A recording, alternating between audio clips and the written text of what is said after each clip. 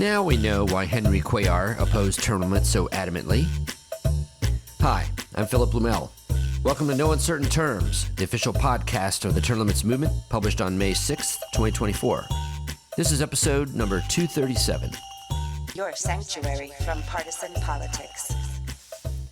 Okay, the headline reads, Texas Representative Henry Cuellar and wife Imelda indicted on bribery charges.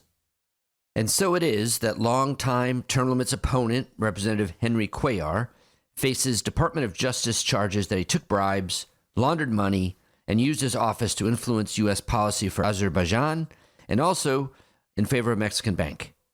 His wife Imelda was also indicted. According to the indictment, from 2014 to 2021, the Cuellars accepted $600,000 in bribes from a Mexican bank and, separately, from an Azerbaijani oil and gas company. It sounds like someone had found his gravy train and didn't want to get off. Truly, what would be the appeal of a reform like term limits that limits one's tenure, increases transparency, and discourages corruption to someone like this representative?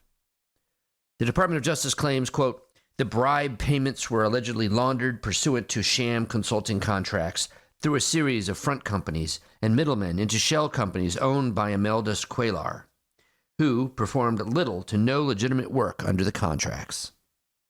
In exchange for the bribes paid by the Azerbaijani oil and gas company, Congressman Cuellar allegedly agreed to use his office to influence U.S. foreign policy in favor of Azerbaijan. The Department of Justice continued. In exchange for the bribes paid by the Mexican bank, Congressman Cuellar allegedly agreed to influence legislative activity and to advise and pressure high-ranking U.S. executive branch officials regarding measures beneficial to the bank. The career politician Cuellar has been in Congress since 2005, and before that, he spent a brief stint as the Secretary of State of Texas after serving in the Texas legislature since 1987.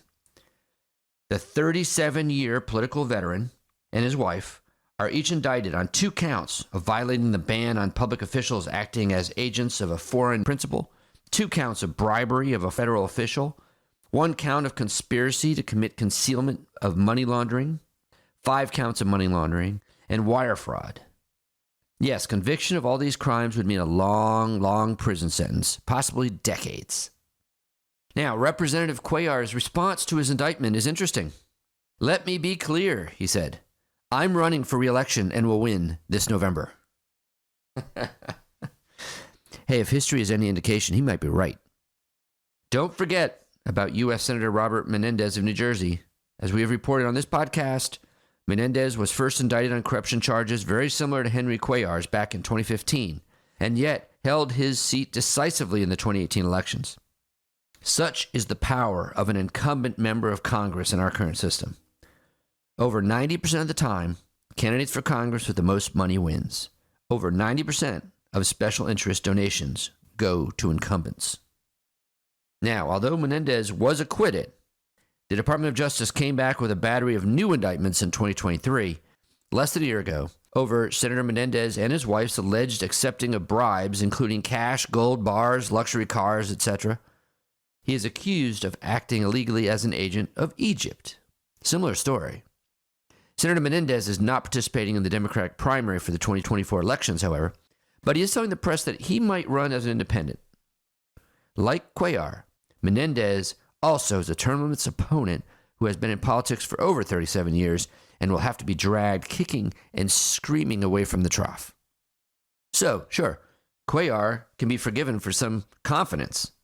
He isn't even facing any opposition in this year's Democratic primary for his seat, even though the raid on his offices by federal agents occurred in January of 2022. Even with the cloud of imminent arrest hanging over him, challengers were deterred by the awesome power of incumbency.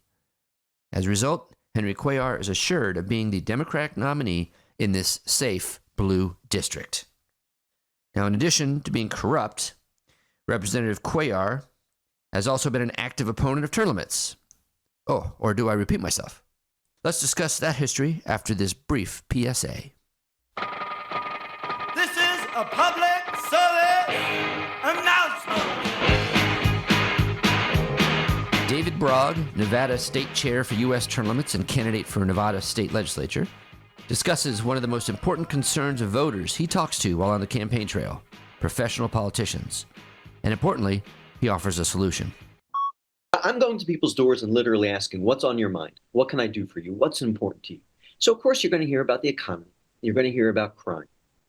But I'm surprised at how often I hear about term limits directly or term limits indirectly, and that people complain about the career politicians. They complain about the fact that politicians only seem interested in re-election. They complain about money in politics. And in each case, I bring it back to term limits. And I let them know very proudly, I am the Nevada State Chair. And if we implement term limits, the problems you're complaining about are going to be solved. And it's interesting. A lot of people never thought about it, but they realize this is the answer. If you're worried about this careerism, you're worried about politicians always seem to put some donor or some lobbyist ahead of their constituents. You worry about those issues, there's really only one solution. That's term limits. Now, we have term limits in our state legislature, but what they're interested in solving and what's really on their minds very often is Congress. Henry Cuellar has always opposed term limits, and this opposition came back to bite him in the 2022 Democratic primary. In that race, he faced progressive challenger Jessica Cisneros, who threw down the gauntlet by signing the U.S. term limits congressional pledge. This occurred in the context of the first FBI raid of Cuellar's offices. At the time, Cuellar lied, saying that he wasn't the focus of the federal investigation. As it had in the past, U.S. term limits had asked Representative Cuellar to sign the USTL congressional pledge, as Jessica Cisneros had done. This pledge commits the signer to, quote, co-sponsor and vote for the U.S. term limits amendment of 6 years on the U.S. House and 12 years in the U.S. Senate and no longer limit. Once again, he refused. A series of billboards went up in his district, alerting voters that Representative Henry Cuellar refused to sign the U.S. term limits pledge. And ads started running on local radio, sponsored by the Term Limits Super PAC. Let's hear one. Career politicians have turned our world upside down, and we pay the price. 84% of district voters support term limits for Congress, yet Henry Cuellar still refuses to sign the Term Limits pledge. Term Limits Super PAC is responsible for the content of this advertising. Polling was published by Scott Rasmussen's RMG Research that 84% of likely Democratic Party voters in Texas District 28, that's Laredo area, favor congressional term limits, with 74% specifically preferring a 6-year limit for members of the U.S. House to longer terms. Although Cuellar ultimately won, the primary challenge was remarkably close and showed the power of the term limits issue, as well as obviously the power of entrenched incumbency. But it must be noted, it took intervention by the national Democratic leadership, who came to Cuellar's assistance when they saw he was in trouble. Come Election Day in May 2022, Cuellar only beat his challenger by 177 votes. But he did win. Well, sure he did. He's an incumbent. Incumbents win. To put a fine point on it, incumbents win well over 90% of the time in the U.S. Congress. Sometimes they win 100% of the time, as in 2022, when 100% of incumbent U.S. senators running for their own seat won re-election. 100%. It's not unusual for long-term incumbents to be corrupt, as corruption is highly correlated to tenure. But it is also not unusual for incumbents indicted for corruption to get reelected until they're finally convicted and then carted off forcefully. To break this grip of incumbent politicians, which pretty much makes most congressional elections merely perfunctory, we need term limits. Term limits will not only discourage corruption, but will make elections competitive again. There's no reform that can reinvigorate our democracy like term limits will. That's our contention at U.S. term limits. But not everyone agrees. Obviously, Representative Cuellar and Senator Menendez don't. Anti-term limits politicians like these will tell you that the Congress will lose valuable institutional knowledge if we kick experienced legislators like them out of Congress. But there's more than one kind of institutional knowledge. For these two, and let's face it, this doesn't apply just to the crooks. Long tenure provides the knowledge of how to exploit the institution of Congress for personal gain, political and financial. In Cuellar's case, he made connections with Mexican bankers and Azerbaijani officials. He became the chair of the Congressional Azerbaijani Caucus. No joke. Now let's go back to the indictment. The bribe payments were allegedly laundered pursuant to sham consulting contracts through a series of front companies and middlemen into shell companies owned by Imelda Cuellar who performed no legitimate work under the contracts. Now, did he come to Congress with these contacts? Did he come to Congress with this knowledge? This crooked behavior was not the handiwork of a rookie. It was a sophisticated scheme that only a highly influential and senior Congress member could pull off. At some point between 2004, when he was first elected to Congress, and today, Cuellar decided to transform his congressional office into his own personal ATM machine. Now, you might be thinking, sure, but yeah, Cuellar is a crook. Most legislators are gaining valuable knowledge to enable them to serve the country better, right? No. According to peer-reviewed research, the average member of Congress spends more time raising money for his next campaign than actually learning and doing his job.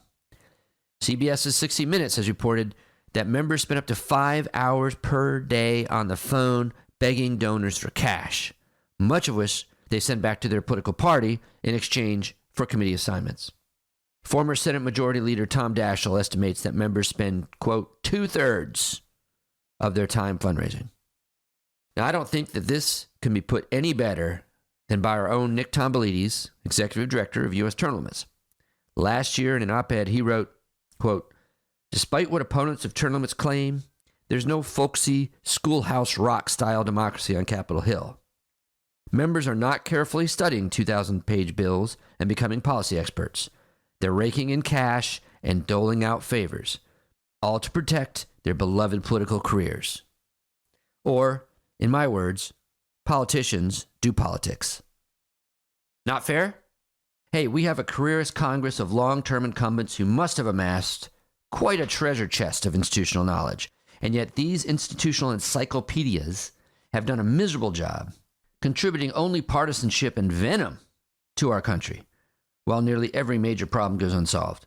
Only about 10% of Americans say they have confidence in Congress.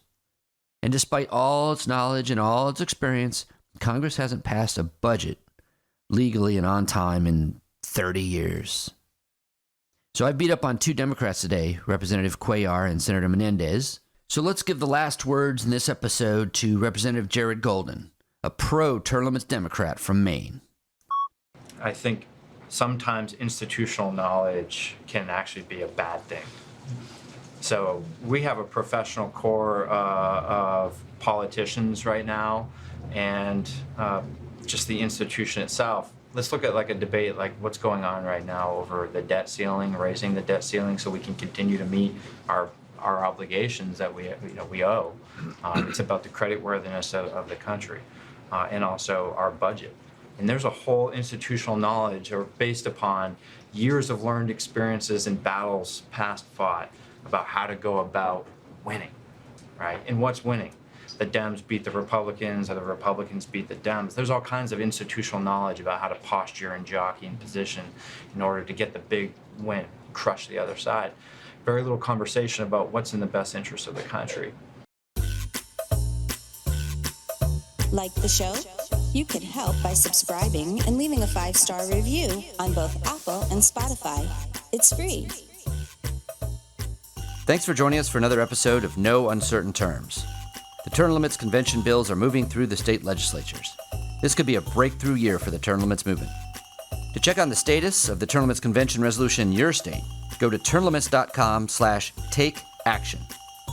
There, you will see if it has been introduced and where it stands in the committee process on its way to the floor vote. If there's action to take, you'll see a Take Action button by your state. Click it. This will give you the opportunity to send a message to the most relevant legislators, urging them to support the legislation. They have to know you're watching. That's termlimits.com/takeaction. If your state has already passed the term limits convention resolution, or the bill's not been introduced in your state, you can still help. Please consider making a contribution to U.S. term limits. It is our aim to hit the reset button on the U.S. Congress, and you can help. Go to termlimits.com/donate. termlimits.com/donate. Thanks. We'll be back next week. Find us on most social media at US Term Limits. Like us on Facebook, Twitter, YouTube, Instagram, and now LinkedIn.